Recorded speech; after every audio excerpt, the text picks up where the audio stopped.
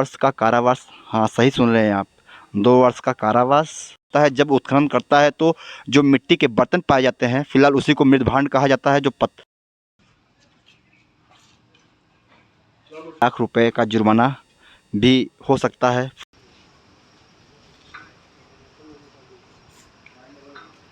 और देखिए हम लोग यहाँ पर सिक्का डाल रहे हैं और पूर्व इत्यादि की राजधानी थी।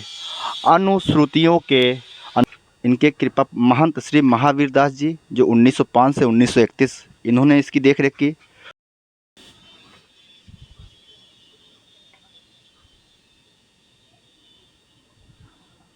नमस्कार दोस्तों, आपका स्वागत है आपके अपने चैनल युवा एक नई सोच में।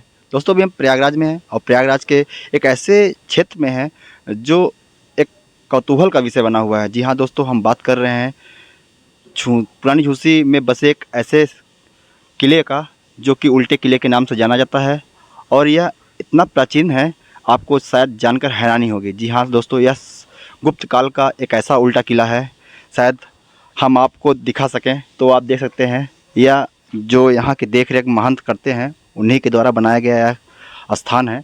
श्री रामानंदनी वैष्णोधाम वैष्णोश्रम प्रतिष्ठानपुर झूसी प्रयागराज के संस्थापक योगीराज श्री सुदर्शन जी 1875 से 1905 इन्होंने देख रेख किया।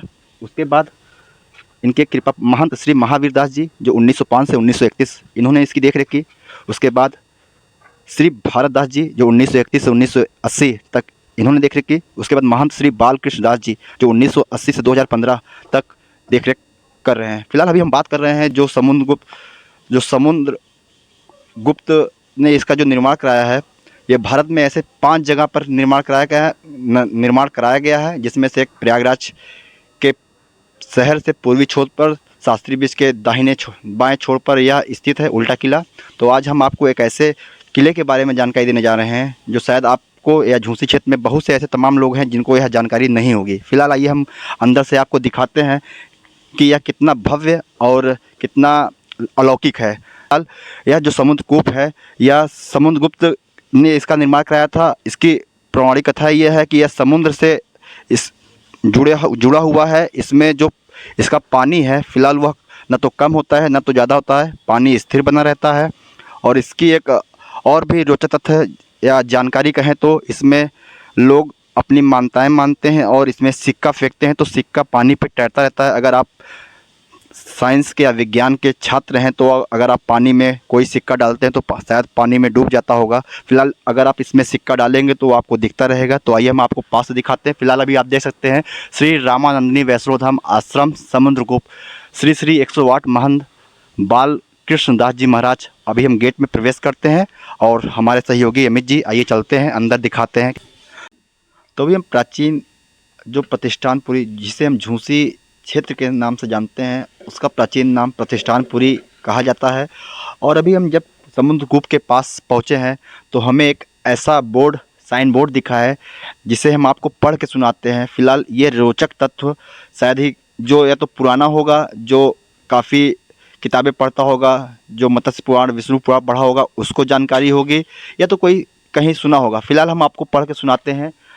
हमारे सहयोगी आप दिखा सकते हैं। प्राचीन स्थल झूसी गंगा के बाएं किनारे पर, जिस जगह पर हम हैं अभी यह गंगा नदी के किनारे पर और शास्त्री ब्रिज के बाएं छोर पर स्थित झूसी प्राचीन प्रयाग का एक अंग था। महाकाव्य तथा पुराणों के अनुसार झूसी का प्राचीन नाम प्रतिष्ठान था। हाँ, प्रतिष्ठानपुरी के नाम से जाना जाता था। जो चंद्रवंशी राजाओं पूर्वा, आयु, नहुस, ययाति तथा पुरु इत्यादि की राजधानी थी। अनुश्रुतियों के अनुसार संत गोरखनाथ तथा उनके गुरु मत्स्येंद्र नाथ के श्राप के कारण प्रतिष्ठान नगर उलट पलट गया था। एक भयंकर आग के द्वारा नष्ट होने के कारण इस नगर का नाम झूसी अर्थात जला हुआ नगर पड़ा। तो आपको पता होगा, आप झूसी क्षेत्र में रहते हैं तो शायद आपको नहीं पता होगा कि झूसी नाम किस लिए पड़ा था। फिलहाल आपको आज इस वीडियो के माध्यम से पता चलेगा झूसी नाम क्यों पड़ा था। झूसी अर्थात जला हुआ नगर पड़ा था। अनुश्रुतियों के अनुसार झूसी के टीले पर स्थित पक्के कूप का संबंध गुप्त नरेश समुद्रगुप्त से है तथा दूसरे मत के अनुसार यह कूप समुद्र से जुड़ा है। जो आपको रोचक या अलौकिक जानकारी दी जा रही है जो हम जिस वीडियो को आपको दिखा रहे हैं समुद्रकूप के बारे में, कहा यह जाता है कि जो इसका पानी है समुद्र से इसके तार जुड़े हुए हैं या समुद्र का पानी इससे मिला हुआ है, वही जानकारी यहाँ पर लिखा हुआ है।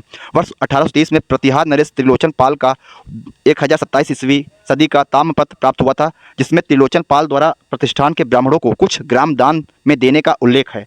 इलाहाबाद विश्वविद्यालय द्वारा समुद्रकूप टीले पर कराए गए उत्खनन के फलस्वरूप ताम्र प्रसार युग से मध्य ऐतिहासिक काल तथा प्राक उत्तरी कृष्ण मर्जित मृदभांड, आपको बता दें मृदभांड किसे कहते हैं, जो उत्खनन होता है, जो पुरातत्व विभाग होता है जब उत्खनन करता है तो जो मिट्टी के बर्तन पाए जाते हैं, फिलहाल उसी को मृदभांड कहा जाता है। जो मिट्टी के बर्तन होते हैं, पात्र होते हैं, उसे मृदभांड कहा जाता है। वही यहाँ पर मिला था जिस जगह हम खड़े हैं, या शायद भारत सरकार इसकी देखरेख करता है। अवशेष प्रकाश में आए थे जिनमें से विभिन्न प्रकार के मृदभांड, आहत मुद्राएं, जो सिक्के होते हैं, ढले हुए तांबे के बर्तन, मानव निर्मित मूर्तियाँ, पशु मूर्तियाँ, मनके जो कान में पहने जाते हैं उनको मनके कहा जाता है, जो कि पौराणिक कथाएं और जो आपको किताबों में पढ़े होंगे वो उनकी जानकारी मिलती है। लौह वस्तुएं, मुद्रा तथा मृदांग मुख्य हैं। शुंग, कुषाण एवं गुप्त काल की वस्तु संरचनाएं उत्खनन से फलस्वरूप प्रकाश में आई हैं।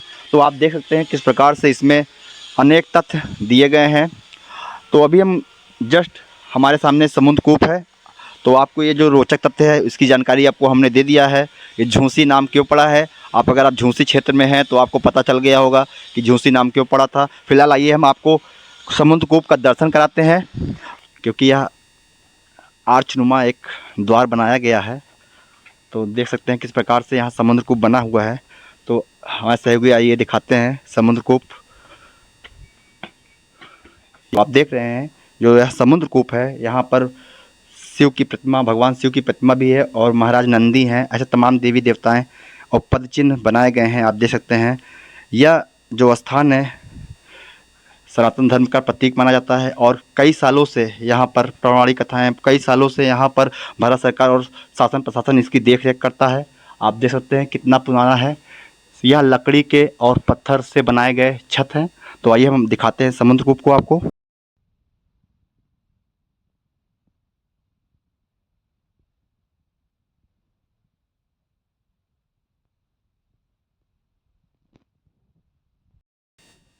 तो अभी हम समुद्रकूप के पास हैं। तो हम आपको बता ही चुके हैं कि यहाँ पर जो भी श्रद्धालु आता है, जो भी भक्त आता है, यहाँ पर इस समुद्रकूप में सिक्के फेंक कर अपनी मान्यताएं मानता है और ईश्वर से, भगवान शिव की प्रतिमा मंदिर है तो उनसे प्रार्थना करता है कि उसकी मनोकामना पूरी हो। फिलहाल हम लोग भी भगवान से यही मनोकामना कर रहे हैं कि हमारा चैनल जल्द से जल्द और बड़ा हो, ऊंचाइयों पे जाए, जिससे हम आपको देश दुनिया की खबरें दिखा सकते हैं। हमारे सहयोगी अमित जी अपनी मान्यताएं आज मानेंगे और देखेंगे और देखिए हम लोग यहाँ पर सिक्का डाल रहे हैं और भगवान शंकर भोलेनाथ हम लोग के ऊपर ऐसे ही आशीर्वाद बनाए रहें।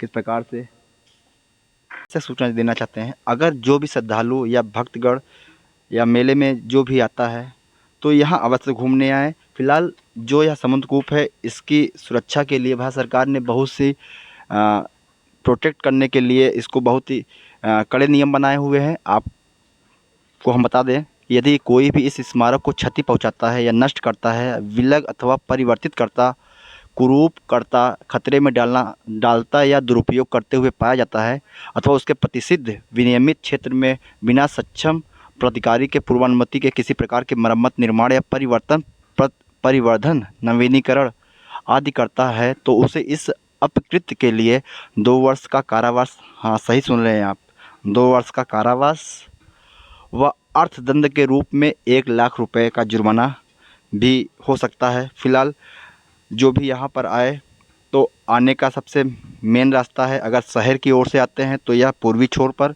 जो कि झूसी क्षेत्र का एक मशहूर नगर है जिसे हम प्राचीन नाम से प्रतिष्ठानपुरी कहते हैं, शास्त्री ब्रिज के बाईं छोर पर यह उल्टा किला है।